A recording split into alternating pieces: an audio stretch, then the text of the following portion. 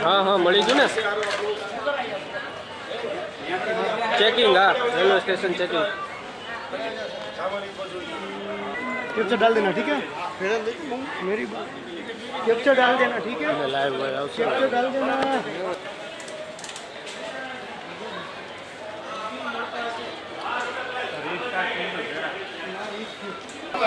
અત્યારે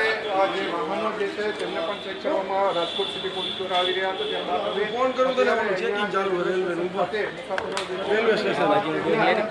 હવે આવી ગયો હે બે ફોટો પાડી નાખ્યું